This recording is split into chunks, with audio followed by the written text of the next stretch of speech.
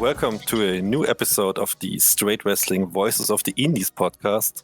I'm your host Morbo, and as always with me, everyone's favorite US independent wrestling fan, Sebastian. As always, thank you very much for the introduction, Morbo, and welcome to this week's episode of Straight Wrestling Voices of the Indies.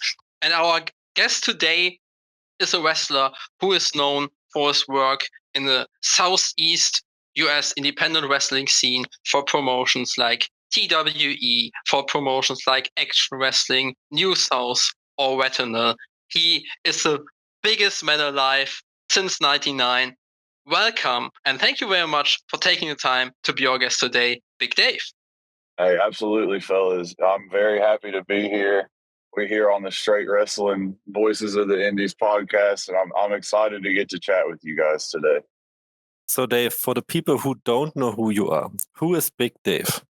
Man, Big Dave is that guy you know. Everybody knows a guy like Big Dave, if you know what I mean. I'm the biggest man alive since '99. From the backwood hollers of Lick Skillet, Alabama. Real grimy, little slimy, you know what I mean? But above all else, the biggest man alive and willing to get in that ring and stand 10 toes down against anybody who wants to see if they can stand 10 toes down against me. Can you tell us how you got into wrestling as a fan and also what fascinates you about wrestling? Yeah, absolutely. I remember as a kid, my brother had all of the WCW and WWF Monday Night Raw and WCW Nitro tapings on tape, but he had them in a back-to-back format. So you could watch the WCW Raw or Nitro from one week, and then right after that, it would play the Raw from that week. Then it would play the Nitro from the next week, then the Raw from the next week. So you could just sit there and watch the whole Monday Night Wars just back to back to back to back. So I think that's what really got me into it, was that era of wrestling when things were crazy. There was crazy stuff happening every week that really drew me in as a kid, and it allowed me to escape reality and be like, man, what's going on this TV screen? These dudes are insane. And I think that kind of leads into the other part of that question of what really fascinates me about wrestling. And I think what fascinates me the most about wrestling is all of these different walks of life and all of these crazy characters that you see and all of these different avenues of portraying what you're trying to portray coming together in one way, or coming together in that ring and making the art that is professional wrestling. I think that's what fascinates me the most is just everybody coming together for one purpose of doing professional wrestling, if that makes any sense. Something that sticks out is the whole old school approach of your character and also your wrestling style. Is this kind of like old school Southern wrestling a big inspiration for you? And are there certain wrestlers you look up to? Oh yeah, the wrestling, like when I first, I would say that the wrestling that I enjoyed to watch changed a little bit as I got into wrestling. So it went from like watching it from that fan approach to watching it as that like I want to learn from this approach. So the old school stuff, you're absolutely right about that. I love Smoky Mountain Wrestling, from the Chattanooga, Tennessee area from back in the late 80s, early 90s. Magnum TA is a huge inspiration to me. I love Magnum TA. That's why I do the belly to belly. I don't know if that's ever been picked up or not, but I do the belly to belly as a shout out to Magnum TA. I refer to your old school approach, but I feel like I can't really put your wrestling style into words because there are like elements of comedy as well as brawling, powerhouse wrestling, and even hardcore in it. How would you describe your wrestling style? How would I describe my wrestling style? I would almost describe it as it's really not a wrestling style. I'm looking to get in there and fight, and I'm looking to get in there and look to gain an advantage in whatever way I can. If I go in there and I'm cutting up a little bit with my opponent, I like to think that I'm using that to gain an edge so we can get to scrapping. You know what I mean? You are a wrestler who gets big reactions from everywhere where you go, like TWE, New South, Retinal, Action. Is this something you're especially trained for, or was this connection you make with the crowds just something that was naturally there from day one? Without trying to like self-aggrandize myself with that question, I would say that I've always been able to. I don't know. I think I've always been able to connect with a crowd in a way that's organic. It wasn't anything necessarily that I was specifically taught, but I think that through the opportunities that I've been fortunate enough to have in the 3 years almost that I've been wrestling, I feel like I've been set up to really like hone in on the organic reaction that I was already getting. So, I know that the reaction is organic, but I've been put in great opportunities to make it where the next time that crowd sees me, the reaction is going to be that and then some. There was a TWE show last year where you challenged Darian Bankston for the TWE title, and it was called Favorite Sons. How much does it mean to you to be considered that, and how much does TWE mean in general to you? Man, TWE is honestly a very special place to me. That is a place that when I was a young man in the Southern independent wrestling scene, and I didn't really know what my way was, for lack of a better word. I didn't really know what my direction was. TWE gave me a place specifically through their crash course events where I could go and just work it out. I could go up there and I could get the reps in. I could wrestle great opponents just on a Monday night in Chattanooga, and I could get better and I could figure out what exactly I wanted to be and how I wanted to be it. And you said about being labeled as the favorite son. That was a huge match for me. I love Darian to death. I think we showed that through the match. We showed that above all else, we're going to be cool enough to shake each other's hand at the end of it. But that was a huge moment for me, getting to do everything that I've done with Big Mama Rhonda up there, being considered a favorite son, and being put in that position by TWE. It really means the world to me. I can't thank them enough for taking a chance on an old boy from Lickskillet, Alabama. The last year was a very important one for your career, and what I feel like was the breakthrough for you as a singles wrestler. You had your last match as a part of the tag team BDSM alongside Negative Lee on June 21st of last year, according to Cage Match.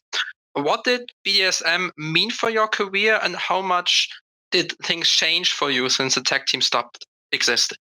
I think the tag team, it meant the world to me. Negatively now, as he calls himself, we broke in together. We were holding the doors at New South together. We were showing people to their seats together. We learned all of the things that we know together.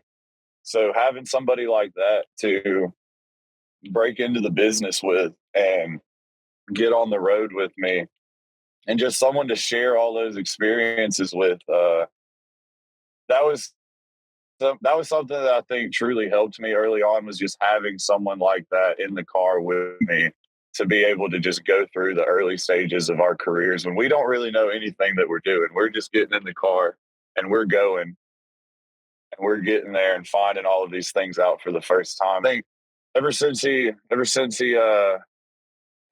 turned his back on me and stabbed me in the back and hit me over the head with that steel chair. It would have been easy to think in that moment, like, where do I go from here? My best friend has turned his back on me, a guy that I've done a lot for. But ever since then, it's really allowed me to, I almost want to say, what is the term? Come out of the cocoon like a butterfly. It's really allowed me to grow and learn what I need to do for myself to make it to a next level, for lack of better words there. Following up your split from Negative Lee, you started to have a big feud with him that led to you facing Negative Lee in the first round of the Heart of the Southern 16 or HOS tournament from New South Pro Wrestling earlier this month in March. How much did this mean? How much did this match in particular, and being a part of the tournament in general, mean to you?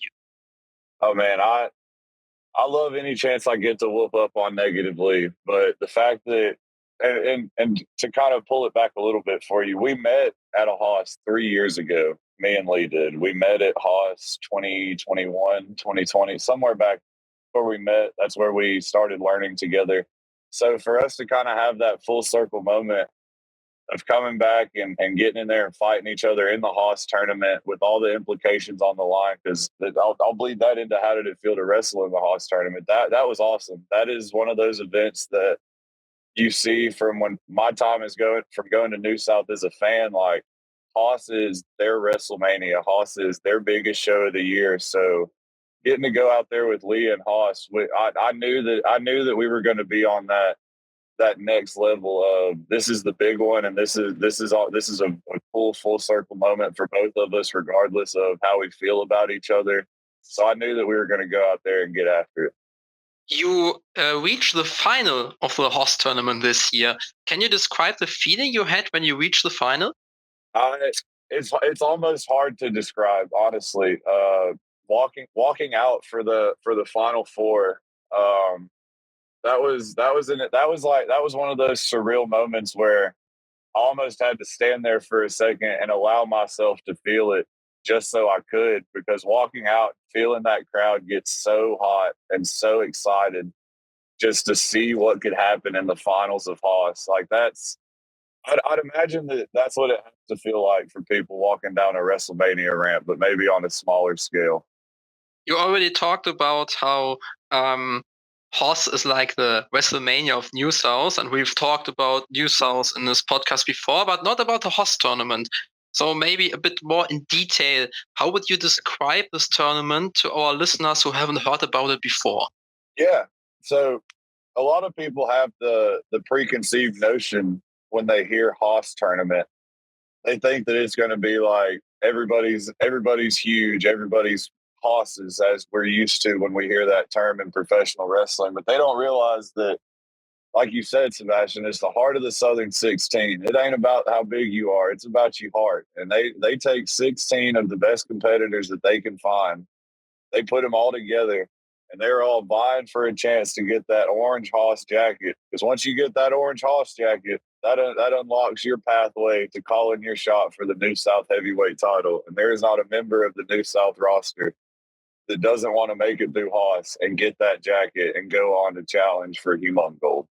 How important is the Haas tournament not only for New South, as you already explained, but how important is it, would you say, for independent wrestling in the Southeast, or maybe even for independent wrestling as a whole? I would say that like tournaments like that, like you take the SCI tournament, you take the Haas tournament.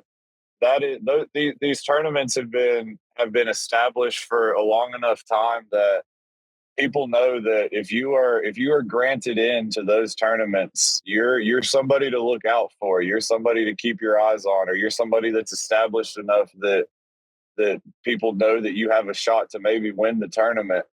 So I think that that platform being there for guys, like I'll even use myself as an example. Like for me, going into the Haas tournament, I know I'm going to get some big matchups against people that I maybe wouldn't usually get to fight if it was not for the Haas tournament and the level of talent that gets brought in for tournaments in the Southeast. Speaking of SCI, in July of last year, I saw you wrestle as a singles wrestler for the first time, and also in person at the Actual Future Showcase tournament as a part of the Scenic City Invitational weekend. How important was this for you and your career? Oh man, that was I think if you wanted to, if I had to pinpoint one moment over the last year that really helped me break through and showed me that I could break through, I would say that it was the Futures tournament. Just being in that environment, coming in as a replacement, not really being sure of my place in the tournament just on that fact alone, but going out there and tangling it up with Brian Clancy and Chris Brady showed me that I'm not just the young guy who's looking for an opportunity. I'm a young guy who can go in there and hang with other top young talents from all over the country. So the SCI Futures really helped me establish in my own mind what maybe other people could have already known about me. Did the Action Future Showcase tournament open new doors for you and also help you establish yourself at some places? I would say yeah, for sure. That definitely that because since then, I've been working with Action a little more, so I think that helped that helps establish that, okay, maybe Big Dave's really getting out here and he's really getting after it. Maybe he's somebody that we should bring in. One of the places where you did establish yourself was TWE, and as Morbo already referred to, you became extremely popular there. Would you say that TWE is one of your home promotions now, maybe besides New South? Oh, absolutely. I consider TWE as my second home. Any chance that I have to get up there, whether it's to hang out, whether it's to wrestle, whether it's just to see the boys and the people up at TWE, I would absolutely say that it's safe to say that TWE is like the second home to me. Speaking of TWE, at the last TWE show, which was yesterday at the time of this recording, you had a match against Casey Owens. What are your thoughts on the match and maybe also on the whole feud with Casey Owens and TWE in general? You're going to ask me about Casey Owens. Let me tell you something. I was ready to go in that ring last night. I was ready to lift this size 14 boot up, and I was ready to give him a mouthful of it. But he comes out there and he hits me from behind with a crutch. He yanks my boot off, and he does possibly long-term damage to my ankle with that crutch. All because he's tired of getting kicked in the head. Listen, Casey Owens, if you find your way in to listen to this podcast, I want you to know, buddy, I would also be tired of getting kicked in the head by me if I was you. But I don't really think that coming out there and beating me up with a crutch and kneeing me in the face when I can't stand on my own 2 feet is the way to go about it. So I think that when I can get down on my own 2 feet again, Casey, I think I'm gonna be coming up there and stomping a mud hole and walking it dry. Sorry, I didn't mean to. You asked me about Casey Owens. I got to start going now. Another promotion besides TWE where you started to appear for after Action Future Showcase is Action itself, as you already said. You had a match at We Meet Again against Alexander Lev, and you were also part of a scramble match at New Nightmare both earlier this year. What are your thoughts on your experiences with Action so far? Oh man, I love the Action wrestling crowd. They've got a good thing going in the Georgia area over here. Getting to wrestle Lev at the Bus Line Brewery, that was that I feel like that place right there has a chance to really become a special thing for wrestling in Georgia. Is that venue specifically, the Bus Line Brewery? They got a good thing going there, and then coming back to Noonan for the Noonan Nightmare show. Anytime we get to do a high school event like that, it always feels extra special because we know we're raising money for a good cause, and we know that the crowd is very excited to see what's going on out there. What are your goals for the future as a part of the Action roster? Oh, well, number one on my list of goals at Action Wrestling is I'm going to knock the wall down a size or two. Brother thinks that he's pretty big. I'm going to show him that ain't nothing to the biggest man alive. And after that, I would love to maybe, work my way through the ranks of Action, see what I can get going. Maybe see if I can't call my shot or something like that. Add some adornments for my waist. Another promotion where you establish yourself is Retinal Wrestling. And in Retinal Wrestling, you teamed up with Finesse at No Quarter Pinball Retinal Block Party Beatdown 2 on October 29th of last year. How did it feel for you to team again with someone who isn't negatively, or you can also put it, how did it feel for you to team again with someone after you have been a singles wrestler following the breakup of BDSM? Let me personally say it felt great to tag with somebody who is not negatively. To answer the question about how did it feel coming back into a tag team after wrestling a singles, I love Finesse. Finesse told me, Dave, you're so big and so strong. I need somebody to help me stand toe to toe with Derek and Negative Lee. I know you got beef with Negative Lee. I know you're knucking because you're bucking. Why don't you come out here and help me stand 10 toes down? I said, you know what, Finesse, you damn right. I'll be there. So I'll always, I have no qualms about tagging with anybody. If I got a homie in need that calls me and says, I need you to help me whoop some tail, I'm going to go out there and help them whoop some tail. After that, you teamed again with someone. You wrestled alongside Rodney Rockchild at Braden Toon's December to Remember against Will Walker and your former tag team partner, Negative Lee again. How was this match, but also this freelance show in general for you?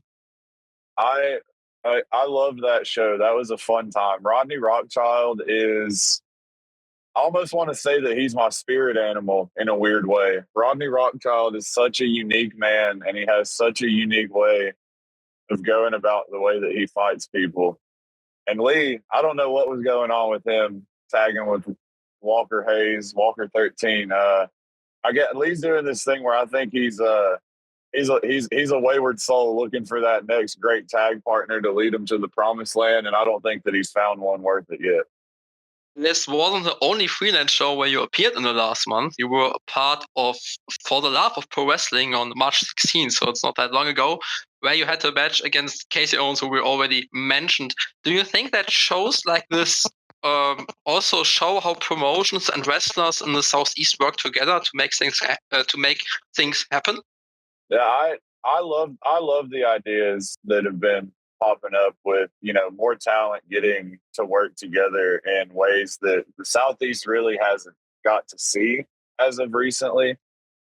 You know, we had the For the Love of Pro Wrestling show, which featured guys from Action, guys from New South, guys from TWE. Like, shows like that, I think, are important because it allows people to come into maybe a different area where they wouldn't usually get looked at, or maybe, like, say for instance, there's a guy wanting to get on New South and he doesn't really know what to do. Well, he can come to Alabama and wrestle on For the Love of Pro Wrestling, and that'll get eyes on him. And same for people that might be coming from out of state and all that stuff. I think it's a great opportunity, and I wish more shows would work together and provide fans with a roster featuring talented wrestlers from all over the Southeast.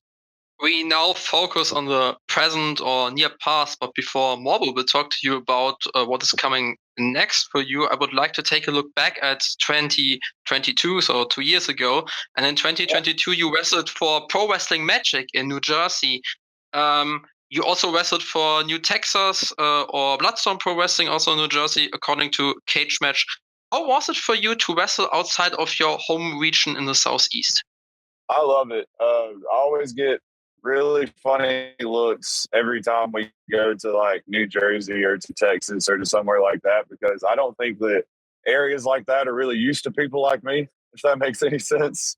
So when I get to go out there in New Jersey and bring them Big Dave as I know it, it's always fun, and I always love getting to go and wrestle in places that I've never been. Like, that's when I got to go to Texas and I got to go to New Jersey. Like, those are places I've never been in my life. So I'm getting to like go places with my friends that I've never seen and like experience things I've never done. And that's all because of wrestling and the opportunities that I've been afforded. So I love any chance I get to go out of state like that. Following up on what Sebastian asked, are there certain regions or promotions where you would like to wrestle outside of the Southeast? Everywhere, brother. Everywhere. I think I was talking about this about a month ago, and I said that like my one goal that I have is I would like to get like to one other end of the country, regardless of where that's at. Like, I'd like to go to Washington or California or New York, or just like somewhere where I'm going from point A in Georgia all the way across the country to wrestle. I think that would be a pretty cool thing to say that I did. Wrestlers that share locker rooms with you or that you even faced before, like Derek Neal, Jay Newman, or Landon Hale, were part of the WXW 16 Carat Gold tournament in Oberhausen this month. Is this also a goal for you? Absolutely. I mean, absolutely. Getting to go overseas would be a truly, truly special thing. I'd love for it to be over there where you guys are at, WXW, anything like that. That would be very surreal to me as a small town boy from Alabama. Getting to go do something like that would blow my mind.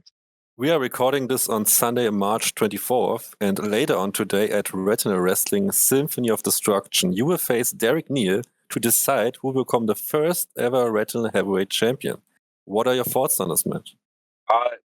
This match for me is my measuring stick moment, if you will.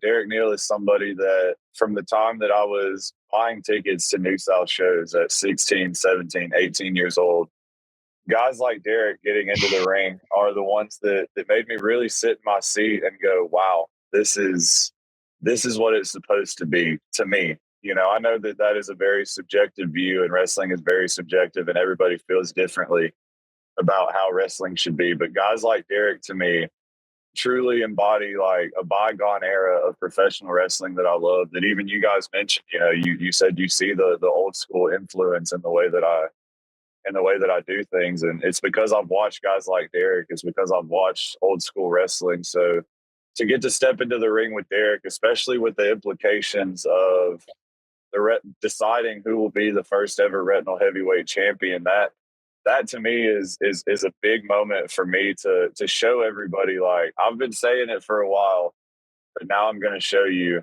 that Big Dave is in the same vein of guys like Derek Neal that embody that old spirit of pro wrestling, like you used to see it in the territories. It honestly, like, I feel like I could rant for another hour about just how much this match means to me. Does it feel different to especially mentally prepare for a championship match compared to other matches? I think absolutely. Whether or not people want to admit it, you definitely have to. You have to tap into a different mindset. I know for me personally, if I go into a show and I have a match, of course I'm going to go in and I'm going to say hello to everybody, and I'm gonna be looking to have a good time. But when it's a day like today, I like to lock in. You know, I'll put headphones in. I'll start stretching as soon as I get there. I'll try to stay loose all day leading up to it, just because I want to be able to go in there and I want to be able to tear it down. I want to be able to fight Derek Neal tooth and nail and put it within an inch of my life if that's what it takes. And I gotta be on top of my game to do that. Another match that is coming up for you will take place next Friday at Action Wrestling Take Me Higher on Friday the March 29th. You will face Tyler Stevens. How do you feel about this match? I feel like Tyler Stevens maybe underestimating the biggest man alive. You know, he's been running his mouth a little bit. He's been calling me the smallest man alive, and that's okay, Tyler. That's okay. Because I'll tell you what, I'm gonna come out there, Triple H with the sledgehammer. I'm gonna take the wall down at the base. And what I mean by that is, if I have to, I will hit you in the knees with the sledgehammer, Tyler Stevens. You hear me and you hear me now. I'm gonna take a sledgehammer and I'm gonna hit you in the knees if I have to. Okay, Dave, that's it. We are at the end of the interview. And as always, you can plug and promote anything you want. The stage is yours. Okay. All right. You guys can follow me on social media. I've had a couple Twitter accounts get banned for threatening violence on my opponents. So you have to find me at Dave Weaver 99, and Big Dave will be in quotation marks, because if I take it out of quotation marks, they will steal my Twitter account from me again. You can find me on Instagram at Big Dave PW. Here soon. I guess this is the first time I'm saying this. I'm going to be putting up a new online merch store shortly, and follow along with all the great promotions that I wrestle at. We've got Retinal Pro Wrestling. They're on YouTube. They're on IWTV. I think they've got their first 3 shows for free on YouTube, so you can kind of go get the feel for what Retinal's all about, how they want to present themselves, because it's really unique. Retinal is a truly special thing going on down in Birmingham, Alabama. It's the spirit of do it yourself professional wrestling. It's the spirit of people wanting to come together and just go out there and put on a damn good show. No drama, no politics, just a damn good show for the fans that pay their hard-earned money for it. New South Pro Wrestling, you follow them everywhere. They're also on IWTV. They drop maybe 3 or 4 matches, 5 matches a week on YouTube for free. They'll go back in the vault. They'll drop some new matches. They keep it pretty fresh with the content coming out. The TWE Wrestling, they're on IWTV. They just had a great event last night. Regardless of how it ended up for me, you should still go check that out. Check out all the fine people of that roster. Action Wrestling, where I'm recently making my inroads and my way around there, but you can go check me out on their Noon and Nightmare show. You can check me out on what was the other one called, Sebastian? Take Me Higher? Or is that the one coming up? No, We Meet Again. It was We Meet Again. Exactly. We Meet Again versus Alexander Lev. I think I hit all of them. I think I hit all the promotions that I regularly wrestle at, and I plug myself. Awesome. Thank you very much for coming on the show, Big Dave. Sebastian, I are huge fans of you, and you were on our wish list since '99. Oh, that's awesome. That's awesome. Well, thank you guys for having me, and I hope you guys have an awesome rest of your day. Thank you very much, as always, Morbo and Florian. And thank you, of course, to you, Big Dave, for taking the time. As Morbo said, we wanted to have you as a guest from day one. And thank you to everyone who's listening to our podcast. And I hope you will listen to us in the future again. Goodbye.